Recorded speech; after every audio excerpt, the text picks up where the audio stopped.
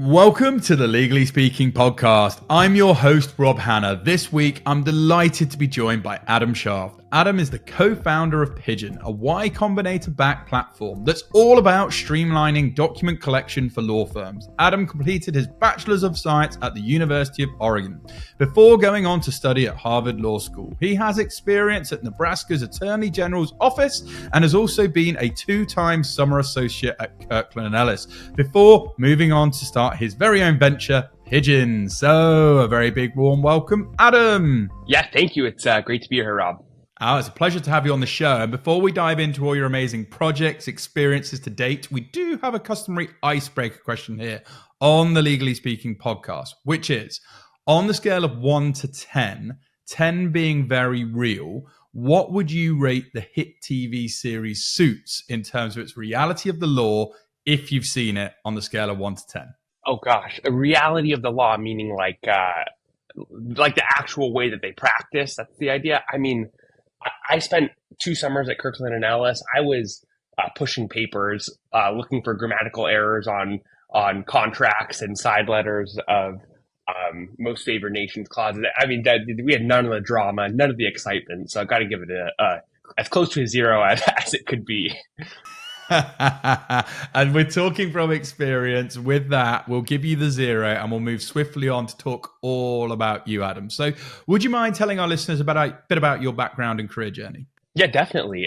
So I was born and raised in San Diego, California. And after, spending my childhood there, went to school in Oregon at the University of Oregon.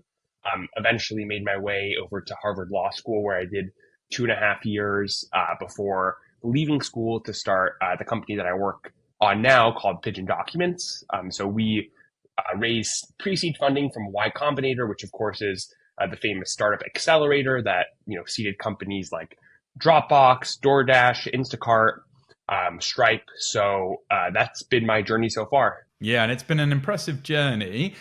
Take yourself back to Harvard. What was your experience of studying at Harvard Law School like? Yeah, it was incredible.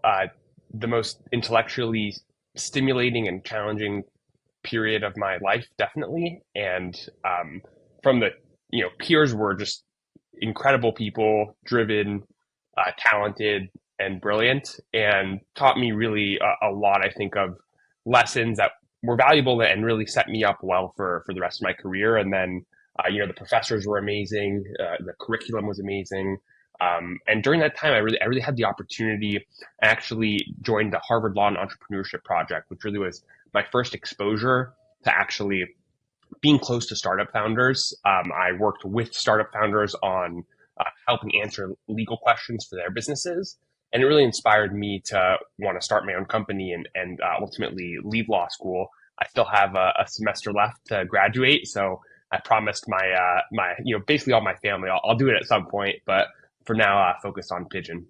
Yeah, and we're going to talk a lot more about Pigeon shortly because I think it's great stuff that you're doing. You gave a bit of a teaser earlier on. But again, talk me through your journey, because you're also, and we have an audience all around the world, so some that will be familiar with the US legal system, some that aren't. So, you were a legal clerk at Nebraska's Attorney General's office, and that sounds interesting. So tell us about, that, and, for those not familiar with the the US legal system, what did your role involve there? Yeah, definitely. So I was actually, it was during law school. I was an intern there. So essentially just, worked with the Attorney General's office of the state of Nebraska, helped do legal research and writing. After my first year of law school, I thought I would want to be a litigator, or I guess a barrister. Is that how you call them? So I thought I'd want to do litigation and be focused on really legal research and writing because I loved that class in my first year. But then I got to the Nebraska State Attorney General's office and pretty quickly realized that I wasn't quite cut out for it. I mean, I was doing research and writing on some brutal cases. I mean, cases of the state. Just one case in particular I remember where kids were taken from their parents' home by the state attorney general's office because of claims of abuse, but it was obviously like there was a big back and forth over whether there like really was abuse or wasn't abuse, and like how that all related to the law and like the state's job in that, if there was abuse, is to take the kids and put them into the foster care system, which obviously is a really scary place to be as well for kids. And like I was just doing research and writing on that and like contributing to the state's case, in this really contentious and emotional and dramatic, maybe a little bit more like Suits kind of a case, and just realized that that's was not kind of the place I wanted to be in. I don't know that I quite had the stomach for it. I guess in that sense, being a founder is a bit of a cushier job. Well, also, it's good that you tested things, early on, and you got to sort of experience what might be right for you, might not be right for you. And so I always say all experience is good experience because it can push you in a direction that you may ultimately wish to go. So sticking with that direction of travel, you're also, I believe, but correct me if I'm wrong, Justice Initiative Fellow as well at the Louis D. Banderas Centers for Human Rights under law. So what type of work were you getting involved with there? Yeah, so that was very focused on Title VI claims. So as part of the Civil Rights Act in the United States, Title VI essentially ensures that there's no discrimination, harassment, or bullying on campuses for any government kind of funded program, but on campuses for on the basis of race, ethnicity, or national origin. So that I had a role there, essentially guiding students who had been, bullied or harassed or discriminated against on campus through their, process of filing Title VI claims and providing guidance and advice on kind of how to deal with it on campus. So that was, extremely, I would say, uplifting. It was really moving and meaningful to get to work with students in times where they maybe felt a little vulnerable and felt like they weren't safe on campus, and talk them through, let them know that they had support, through the legal system and through the Brandeis Center. Yeah, it was really an amazing thing. And it's, those Title VI claims are coming up a lot again now. I've been done with the Brandeis Center for a couple years now, but they're coming up a lot again now on American college campuses. A lot of those kinds of claims are being pushed right now with everything that's happening. So definitely it's good to have had that background and experience. Absolutely. And like you say, you're getting a wide range of, experiences as well very early on. You touched on before as well, Kirkland Ellis. So you were a summer associate there, 21 and 22, I believe. So you said ingest some of the responsibilities, but talk us through, like, for people who might be curious about what a summer associate looked like at KNE, what you were getting involved with, and how was your time overall at KNE?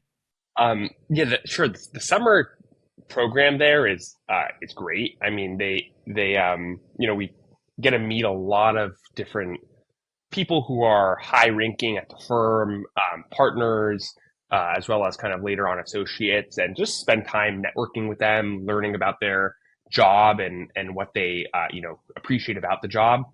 And yeah, a lot of coffee dates, networking, lunches, dinners. So it wasn't exactly hard work for the summer.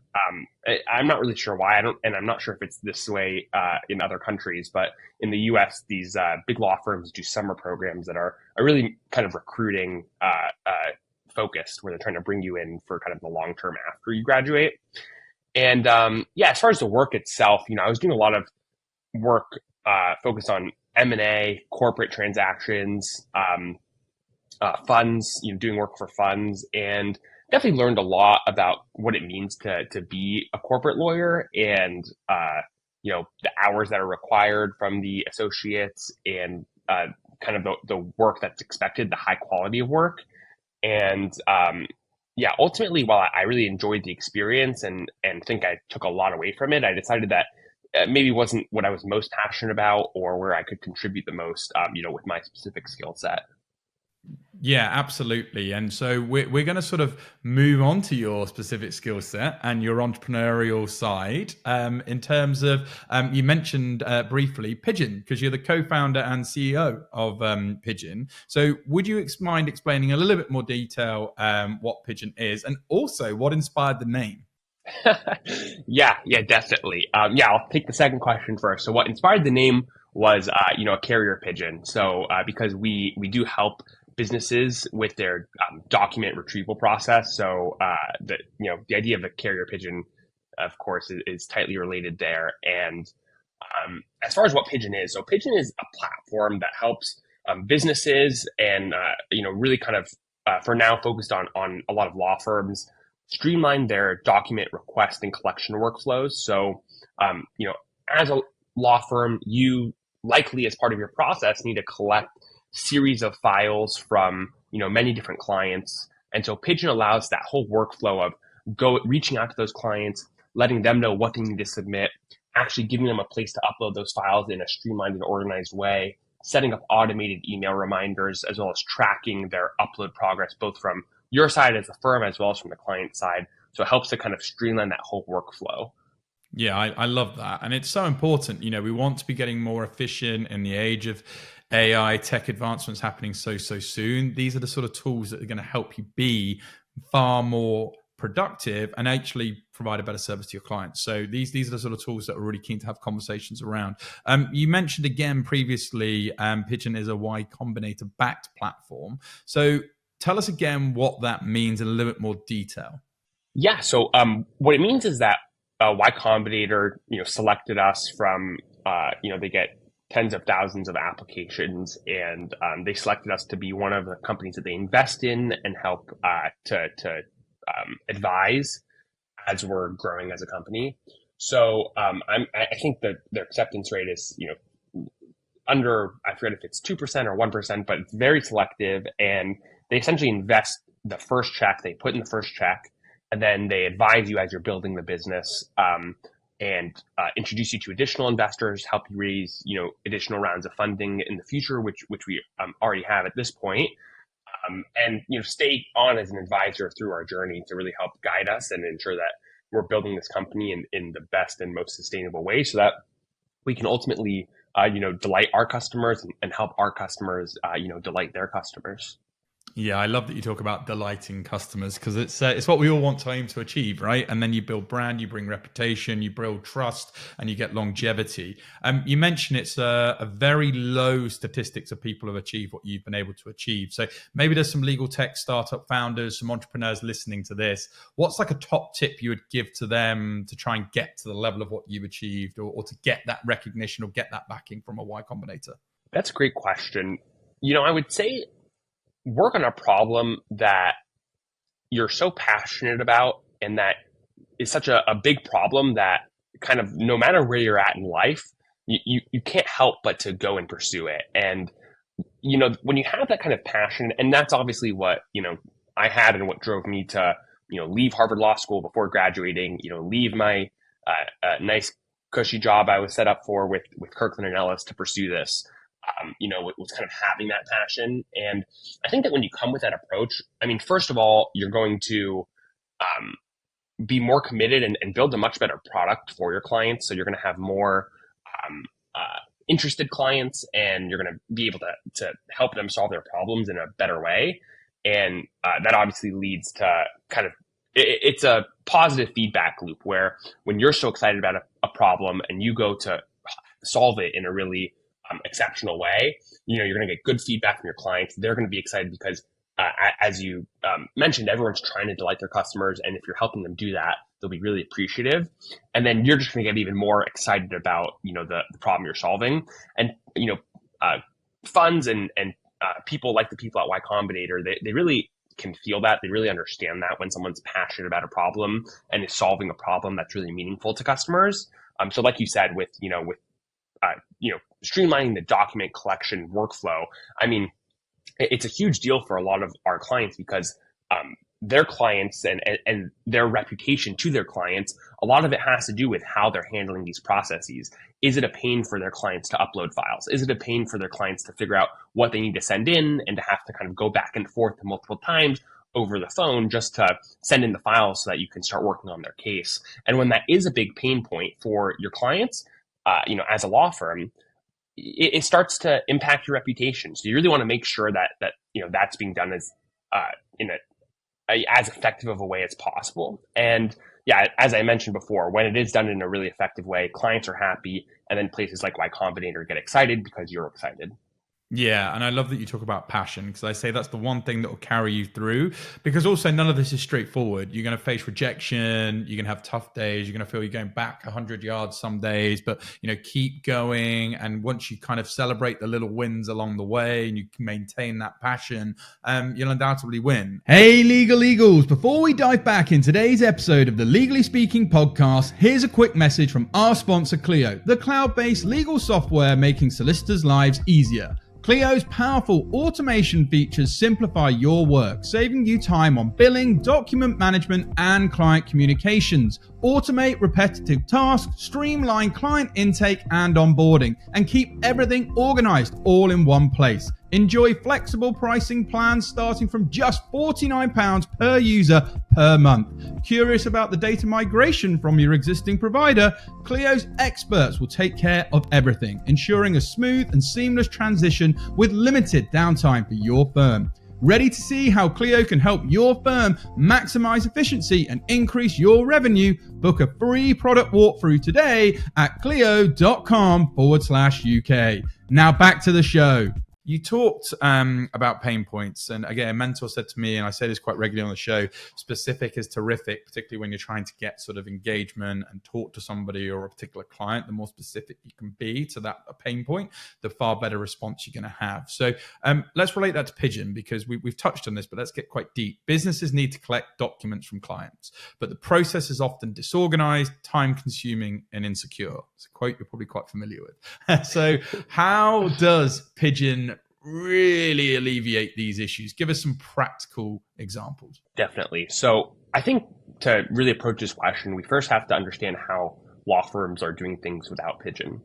And the way that they're generally doing things is kind of one of two ways. One of them is over email, where they are sending out, to all of their different clients that they're onboarding, lists of documents that they're going to need submitted as they proceed through the case. So they'll send out a list over email and say, hey, please send these back to me when you get the chance. The alternative, approach to that is kind of doing the same thing, but just including, a secure upload link. So kind of like a generic portal where clients can go and dump documents, but still kind of making that request over email and asking for the files over email. And I mean, you can just imagine what a mess that is. If you have, tens of clients or even hundreds of clients, you have multiple paralegals making those requests to these clients. I mean, what ends up happening is, first of all, some clients just don't reply. They don't send the documents. You as the paralegal or you as the attorney have no way of keeping track of that. And then as they do start to upload files, maybe they'll send 2 in one email, 3 in a second email, 4 a few weeks later, and it ends up being in multiple email threads. You have to spend countless, amount of hours going back and forth, letting the client know, hey, that file that you submitted, it was too blurry. I couldn't see the picture. Or you submitted the wrong file. Please resubmit it. And having to compile those different emails into one kind of Dropbox at some point.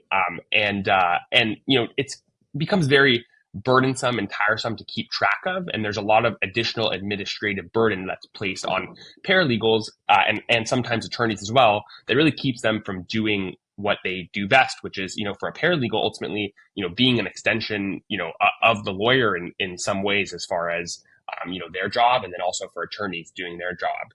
And so where Pigeon really helps is it simplifies that whole process into just one streamlined checklist. So you are able as a firm to create your series of itemized request checklists that you can save down as templates. In one click, just send that directly to your client, not just to their email, but you can also send it via SMS to their phone.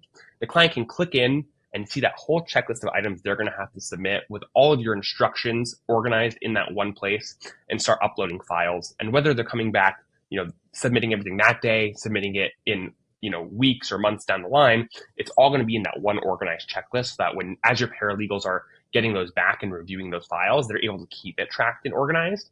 And then your team can set automated email reminders. So, automatically follow up with the clients on the cadence that you select to remind them to upload any outstanding files. So you're not having to track them down manually and send those reminders. Additionally, they can manage those files. So they're able to, you can automatically convert all the files uploaded into PDFs. You can create case binders just in one click and download it all into a one one PDF binder. You can request changes if things are incorrect, leaving notes for the client, letting them know what they need to resubmit, and that link will be sent back to their phone or email. And so really making it kind of a more streamlined and organized process for your firm, saving, countless hours. Also, kind of the last component I want to touch on is just making it easy for your clients. So as we already discussed, it all being in that one checklist, but also it being texted to them with those auto reminders. They can click in and see that whole checklist, really helping to delight their clients and make it an easier process for them. So they're not having to call, the paralegal every week to ask questions on that request and on what files they need to submit. So that's, a pretty kind of, for a detailed, overview, I think that accomplishes it, but happy to talk about it more if you have additional questions. No, I like that. And I like detailed overviews. And I like the fact that you gave some really sort of solid examples. Because my follow-up question to that was going to be, I argue with a lot of people, and this is probably a cheeky question, that nothing is new anymore. There's competition, even if you don't think you have competition. So how do you believe Pigeon ultimately differentiates yourselves from other document collection solutions that might already be on the market? Yeah, that's a really good question. And I think it is our approach. I mean, there are solutions like a Dropbox where it's not really document collection, it's document storage, right? And you can send a link to upload files, but really that's just to put it into their folder structure. And it doesn't kind of facilitate that whole workflow, the back and forth between the client for collecting those files. It's just kind of a link to dump files in. Additionally, there's DocuSign. DocuSign is really just focused on forms and contracts. So if you need to collect files like pay stubs, bank statements, you can't really do that through DocuSign. So it's not really meant for that. And then, the alternative to those two are really, similar types of systems where you're just kind of sending generic upload lists or email. So I think, as far as really being, one place where you can streamline the whole document workflow, where we're, solely committed on that piece, making it as easy as possible. I'm not aware of kind of another platform that's doing it in the same way that we are, where you're able to build those itemized checklists, send them directly to the client, listing everything you need. The client can upload it directly into that checklist. And then all the workflow features like requesting changes, verifying files, automated reminders, due dates on those requests. So I guess it's the approach. It's not like you're saying, not a novel concept that there's a cloud-based system where clients can upload files into. However, the approach as far as all the specific collection capabilities, such as the checklist, auto reminders, converting images, requesting changes, verifying files, that all is, I think, unique to Pigeon's approach. Yeah, and again, I'm so passionate about people being efficient, particularly in this modern world that we live. Like, you can't afford to ignore technologies that are going to help you be efficient, because you can pass on so many benefits to your teams in terms of reducing stress because of their workloads and pressures, but also, of course, delighting your client because you're providing a far smoother service. So really important stuff that we're talking about, which is simple but not easy. So I think it's really important that people get a good grasp of, getting educated about these types of services that are out there. Okay, I talked earlier saying that entrepreneurship isn't easy, and I stand by that. I don't believe there's a thing called an overnight success. So we always encourage authentic conversations here on the show. So can you share some of the challenges you faced from moving from a law firm to co-founding Pigeon? And, have there been any skills that you've learned from your time at K&E and the likes that have helped you as part of your journey with Pigeon thus far? Yeah, definitely. I mean, founding a company is really tough, as I'm sure you're intimately familiar with. It's difficult, and there's a lot of challenges. And I think one of the main things that I became aware of, in the beginning of starting Pigeon, every deal, every kind of day of improving the product felt like it would be either the end of the world or the start of the $1 billion business journey, and really kind of treated everything with that level of I guess seriousness or anxiety, really. And I think over time realizing that it's really not, like you're saying, it's not about the overnight success. It's about developing a sustainable business that is going to do the things over time that really help our customers be better at what they're doing. And that does take time. It takes time to understand industries, to understand their deepest pain points and how Pigeon can help solve them. And it doesn't happen overnight. And so, at that point, kind of recognizing that as far as, the timeline to success, it's a lot kind of slower than you might think if you watch The Social Network or if you hear these stories of a lot of tech companies and their journey. But when you realize we're talking about a 5, 10, 15-year timeline as opposed to a 1 to 3-year timeline, allows you to sit back, think more big picture, think about how can I really solve this problem in the best way possible. And I think that also is something that you definitely learn practicing in the law. Like at Kirkland and Ellis, nobody there is focused on short term being the best lawyer for their client, like on a short-term timeline. They're not focused on the next day or week or month. They're building, lifelong relationships with their clients and definitely have a more long-term view. So I think that, it can really be helpful as an approach to startups as well, even though you do want to be moving fast, of course. And there's a lot, to speak of on that front as far as how to move fast, how to be effective and efficient, and making sure you're doing things that don't scale as an early stage startup. But having a long-term view definitely, I think, can be helpful too. Yeah, and I love that you sort of talk about, and you mentioned it earlier, that the passion, being transfixed on the problem. If you've got this business, you're so kind of like focused in on the problem you're trying to solve. That is ultimately where you're going to win, because that is the pain point. That is the pain point that you are addressing. So the more you can get fascinated, transfixed, find so many creative ways to keep pushing that, you're going to be super, super successful in terms of driving your business forward. That's a great question. And there's a study done pretty recently by McKinsey and talked about how to enhance client experience generally, not speaking just about law firms, and kind of gave a framework that you can use to think about increasing, enhancing your client experience. And some of the main components of that study were kind of one, segmentation.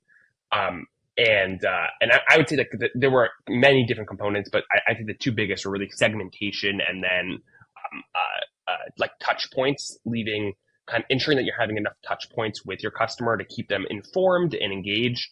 And then I'd say the final one is kind of ending on a high note or leaving the experience on a high note. And there are actually great examples kind of around all of this. But when you think about segmentation, it means really breaking down your process from what can feel like sometimes, especially for law firm clients, one overwhelming blob of an experience. I have this big case or, this big, transaction that is happening and I'm coming to you for help. Now, like, what the heck do I do as a client? And there's so many different components to that. And so really breaking it down and making the client experience broken down into kind of smaller spurts or segments and allowing the client to really take it in that front.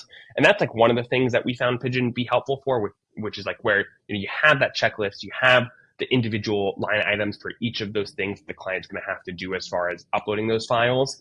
And then the second thing is really touch points, ensuring that as they move through the process, you're keeping them up to date, informed with notifications, because some of the worst client experiences can really just be leaving them in the dark where, they let's say, have the initial conversation, send in the things they need, and then kind of don't hear from you. So ensuring that they're being kind of notified as the, things progress, as the case progresses, or as, you're going to need additional, sets of files from them, notifying them that you've received everything that you need and that the case is making progress. And then the last piece is ending off on a high point. And that's where actually the study gives a good example, which is the hotel industry, how, some of the kind of the main friction and low points that hotel goers would list as, the least favorite part of their experience was being at a hotel and having to check out and then having to go stand in line to check out, hand in the keys, speak to the person at the front desk when they just want to leave and they really see no reason why they need to do that. So that's where, like, at some point over the last decade, most hotels have kind of moved away from that process where now you can just kind of walk out of a hotel, leave your key, and they take care of the information they need to know kind of as you're checking in or at a different part in the experience to make sure you're A, kind of removing some of the main friction, and B, ending off on a high note. So yeah, we definitely kind of try and incorporate each of those pieces of the process, having a good customer experience into Pigeon, and helping our clients, take those different kind of factors and components on to ensure that their clients are as happy as they can be. Yeah, no, and the little touches are the big touches, right? Imagine, like you gave that example of the hotels, you can be quite frustrated. You've been packing your bags and you've got to queue up, and then it's a delay, and then there's an issue at payment or whatever it is. Just having a seamless flow, a workflow, which you've described, just makes everything so much better. Okay, Pigeon utilizes the same industry-leading end-to-end encryption and security measures that banks and government agencies use to keep sensitive documents safe. Sounds pretty tight to me. So what security breaches should we be aware of as technology and particularly AI develop? Yeah, that's a really good question. It's got to be top of mind as a law firm because you're dealing with such sensitive client information. And yeah, unfortunately, using email as the way to submit these sensitive files just is not in keeping with kind of good practice for security standards these days. So really need to make sure that you're using a platform. You want that platform to be, we have SOC 2 compliance here in America that a lot of companies use as kind of the standard bearer for having, the right security credentialing in place. That as a firm can kind of give you the assurance that you need that this company that you're using to, for secure file transfer is being audited on a regular basis by security experts to ensure that they are using best practices. So that's important. But yeah, really, I'd say the main thing is kind of, at this point, you got to be moving away from sending these files over email because it puts your clients at risk. It puts your reputation at risk. And there are just easier and better ways to do things here in 2024. Yeah, and I've said it before. I said it years ago that paper and offices will be dead within the last decade, and I think that's definitely going to happen. And I've said also email is going to be dead very, very soon, in my opinion, too. Definitely within the next decade. That's 100% sure for all the reasons you've mentioned. And there's just so many other ways to communicate with clients now in a more efficient manner. Okay, so why has the legal profession been slow to adopt technology generally, and where do you see the legal industry in the next 5 to 10 years with legal tech developments? That's a really good question. Yeah, these questions are always hard to answer, right? Because there's so many components and there's so many contributing factors. It's hard to isolate, the few that are really the highest as far as their relationship to the result, which has been, obviously slow technological adoption. I'll just kind of list a few that come to mind first as I'm thinking about it. One, you do hear, criticisms of kind of the billable hour and that it incentivizes inefficiency as opposed to efficiency. And see, I don't really think that that's true. I don't think that that's like a fair criticism because we work with law firms and I know the people practicing, and I don't think anybody wants to work longer on cases than they have to. I think they want to do things as efficiently as possible because it helps them. But maybe when you go to kind of bigger law firms where there's if you're working at a huge law firm and you're an associate as opposed to the owner or a partner at a smaller law firm, it can become a little bit more detached as far as your relationship to business outcomes. And so maybe in those cases, it is true that having the billable hour standard for let's say one of, the however many thousands of first year of associates at Kirkland Analyst, maybe that could incentivize that person to be less efficient and so, yeah, not want to kind of use the best practices as far as efficiencies. A second thing that comes to mind is just the cautiousness that lawyers have generally as far as temperament, and then also, cautiousness as far as defensive information that we're dealing with. And so that cautiousness can oftentimes keep people, that kind of mindset and framework can, while it's good because it allows them to be cautious in positive ways as well, it can sometimes keep them from kind of taking that leap or the big step to get to the point at which things will become more efficient. And I would say that it's definitely a framework and a mentality that I try and talk to my clients about is, being still being cautious, but being, cautiously progressive, cautiously pushing forward, cautiously making sure that you're not, that the cautiousness isn't causing you to become stagnant as a firm, and is you're still able to take those steps forward where it will provide additional efficiency, will make your process more secure. So that's just, those are kind of, let's say, a couple of the reasons, but there are definitely many more that I think that could help to explain it. But yeah, that's what comes to mind.